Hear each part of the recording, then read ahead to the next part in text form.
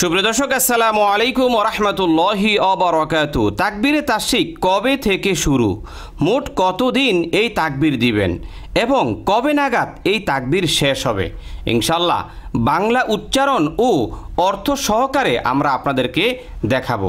চলুন দর্শক, ভিডিওটি শুরু করি। তাকবীরে তাশরিক আগামী 16ই জুন রোজ রবিবার ফজরের নামাজ থেকে শুরু হবে ইনশাআল্লাহ। অর্থাৎ 9ই জিলহজ ফজর, জোহর, আসর, মাগরিব, এশার নামাজের পরে তাকবীর দিবেন।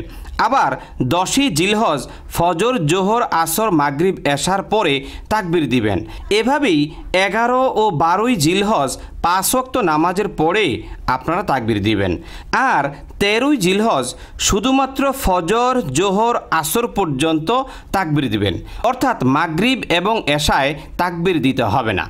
মোট 23 ওয়াক্ত ফরজ নামাজের পরে এই তাকবীরে তাশরিক আপনারা দিবেন। দর্শক, প্রতি ফরজ নামাজের পরে এই তাকবীরে তাশরিক একবার বলা ওয়াজিব, তবে বেশিও বলা যেতে পারে। দর্শক, আপনারা আমার মতো করে উচ্চ সুরে এভাবে তাকবীর দিবেন।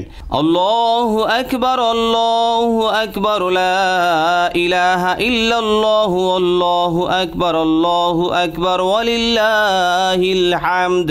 আল্লাহু আকবার, আল্লাহু আকবার, লা ইলাহা ইল্লাল্লাহু, আল্লাহু আকবার, আল্লাহু আকবার, ওয়ালিল্লাহিল হামদ। আল্লাহ মহান, আল্লাহ মহান, আল্লাহ ছাড়া কোনো ইলাহ নেই। আল্লাহ মহান, আল্লাহ মহান, সমস্ত প্রশংসা একমাত্র আল্লাহর জন্য।